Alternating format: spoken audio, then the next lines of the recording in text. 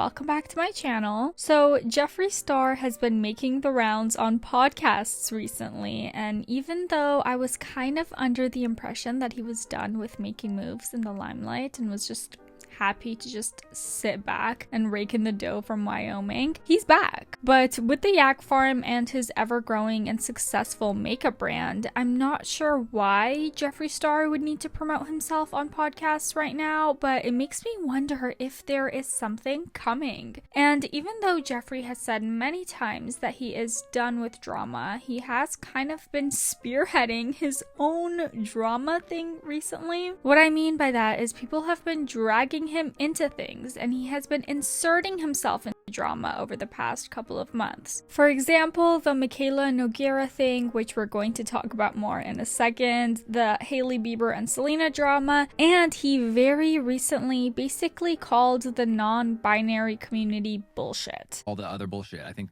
What other bullshit? The they and them. Yeah. And all that extra shit that we added during the pandemic because everyone was so bored on their fucking houses. They just started to make up more shit and more shit. More stuff. Yeah. Conservative You're not vibe to they you. and them. You're trans, you're male or you're female. So even though he made it seem like he was chilling out and just doing his thing in Wyoming, he's actually being good old problematic Jeffree. So recently, Jeffree went on the BFFs podcast, and the first thing that Dave Portnoy wanted to know was the Michaela Nogueira drama. And people believe it was a hoax because Michaela was wearing fake eyelashes. Come on. And then you got in on it, right? You got in on it. Well, listen, the beauty conspiracy, it brought me out of the woodwork. I kind of took a break from reviewing makeup for a while. In a good way, she kind of released the Kraken and she woke me up. You literally quit YouTube in November. It's currently April, so that's just about 6 months, barely. I don't know if I would classify that as a good sleep away from drama and social media.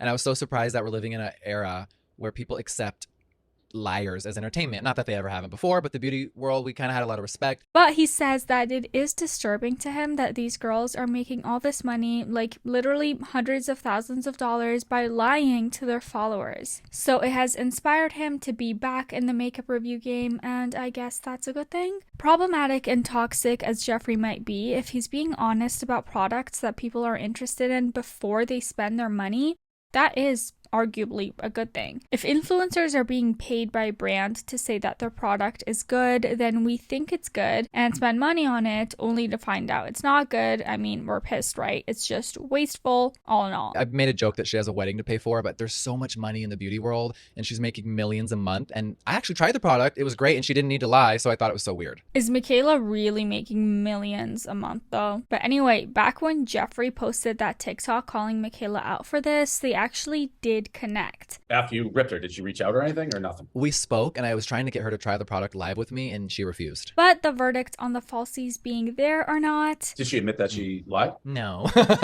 She's smart. Yeah, you know, she has a whole team behind her, so they told her to just stop talking to me and engaging, so. Maybe we're just never going to know for sure.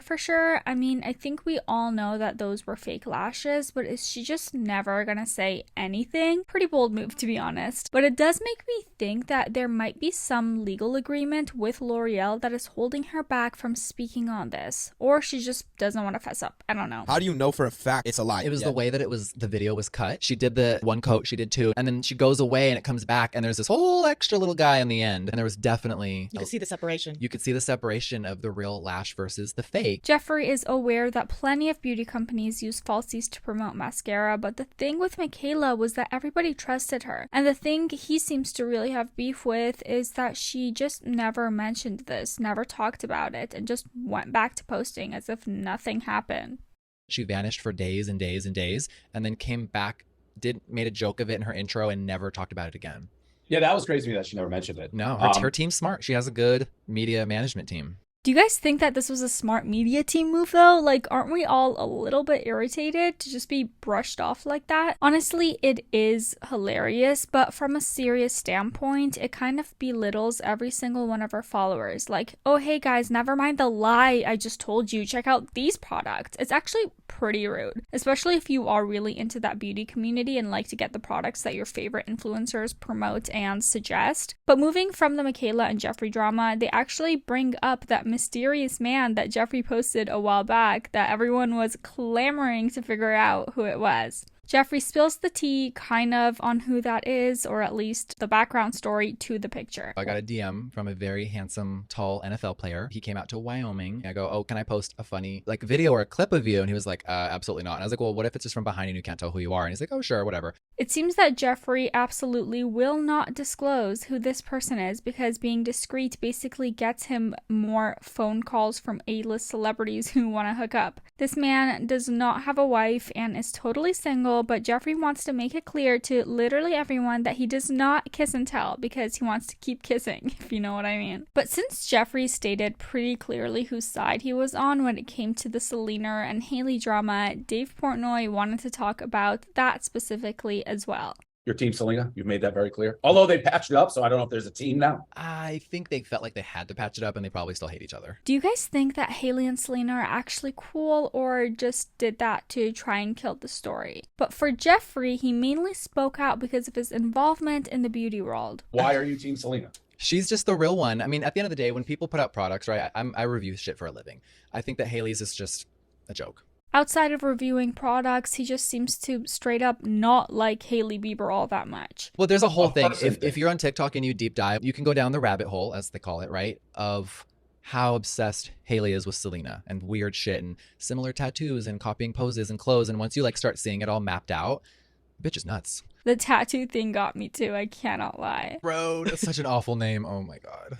Calling the name awful is actually pretty hilarious. And if you've been watching the Hot Tea channel for a while, you may remember this. It's kind of a deep cut, but Hailey went to court over trademarking issues because her skincare name was already taken by a clothing store and it was a whole thing. While Dave Portnoy and crew have Jeffree in their clutches, of course they have to try and talk about Shane Dawson. Doomsday would be the second palette Shane Jeffree did together. The first palette conspiracy famously broke Spotify at its launch. So is this actually happening? We were going to do it, but we're not anymore. It was, yeah. Why? Just the internet took the fun out of it. Jeffree says that he does not like to recreate magic, and with the pandemic happening and the drama happening, it just doesn't work out. And I think that drama he's referring to was the Willow Smith thing and everything else. As for Jeffree content these days, he says that YouTube isn't necessarily dead, but the beauty community on YouTube is. People are watching shorter form content for beauty reviews, and TikTok has just dominated in that. He also says that he can edit himself on that platform, so he doesn't need a team of people to help him with that. I'm really enjoying it again. I could review something, edit in 20 minutes, and it's up. It's actually really fun. Okay, and also, I did not know this, but Jeffree is coming out with an autobiography, and everyone is dying to know if he's going to go into detail on all the dramas with Tati Westbrook, James Charles, Shane Dawson, all of that. But if he does, I'm definitely going to be doing a book review on this channel, so stay tuned. Yeah, the autobiography touches on everything from me and my mother's womb up until Dramageddon, the death of the beauty community. If you're going to do a book, you have to go all the way, right? You can't half-ass it. You know we will be reading that book from cover to cover and spilling the entire pot of tea on you guys. Don't worry about a thing. But it would not be a Jeffree Star podcast appearance without something offensive, insensitive, or controversial being said. Dave, what do you think about Aiden Ross saying there's only two genders? You're born with only two genders. I'd give him that, but I go back and forth on. I don't care what anybody does. But just scientifically with facts, there's only two genders. When you start with two, there's only but everyone should have rights. You can see Dave Portnoy actually trying to be really delicate about the subject matter, but he does have a clear-cut opinion on trans women in female sports. I don't think and this is a hotly contested story. I don't think a transgender, somebody born as a male, should be able to compete in female sports. I think that's an unfair advantage for that person. There was a big thing with the swimmer. And even though people may have thought a little while ago that Jeffree and Shane Dawson might not be close friends anymore, they are. And Jeffree shares that during a quick game of word association where he's asked to say the first word that comes to mind when he sees a picture. Iconic. Do you still talk to him? Yeah, I think when people don't interact a lot online anymore, people think there's beef. Mm-hmm. But yeah, does he still do stuff? Yeah, he has a merch line. He actually has a podcast. No surprise there, but check this out. Seems that there may have been a little drama that flew under everyone's radar. Indifferent. She's been shady to me once online. Really? Mm-hmm. Really? I love Addison. What did she say? A mini beef between Jeffree Star and Addison Rae, who knew? But it gets even more weird. She was on Instagram Live with Kourtney Kardashian's little son, which I thought was Mason. which I thought was bizarre in itself. And then they had a little shit talking moment. Mason said that I was a spoiled brat. Addison Rae and Kourtney Kardashian are actually pretty good friends, so it doesn't strike me as wild that she was hanging out over at their house. But Kourtney Kardashian's son calling Jeffree spoiled? I mean, surely he just heard that word somewhere and used it not really knowing what he was saying because, hello? First thing that comes to mind is Cell Block 8 prison. This person should be behind bars. So the Jeffree Star versus James Charles beef is still going strong, I see. And listen to what Dave says here. I'm dying. Oof, Free, what about you? You just meet her the other day or something? Not her. Oh my God. I wish you could zoom in on the eyes. There's no soul in that fucking body. It's so sociopathic and creepy. Side note, you guys, even though this BFFs podcast episode was mainly around Jeffree Star's appearance, there is this weird beef going on between Josh Richards and Mads Lewis's ex-boyfriend Kevin. I guess Mads and Kevin broke up recently, and then a few days later, Josh and her made some TikToks, so Kevin is big mad at Josh. But anyway, there's a FaceTime at the end of this episode where this Kevin guy is super angry at Josh and just not really seeing any reason, and Jeffree is just sitting there shook, and Mike Malak is there. But anyway, the beef was not resolved, and I'm interested to see if this goes somewhere further in the near future. But that's actually going to be it for today's video. Thank you so much for watching. Don't forget to leave this video a thumbs up, subscribe to the Hot Tea channel, and hit that notification bell so you don't miss out on any new tea spells. And for now, I bleach.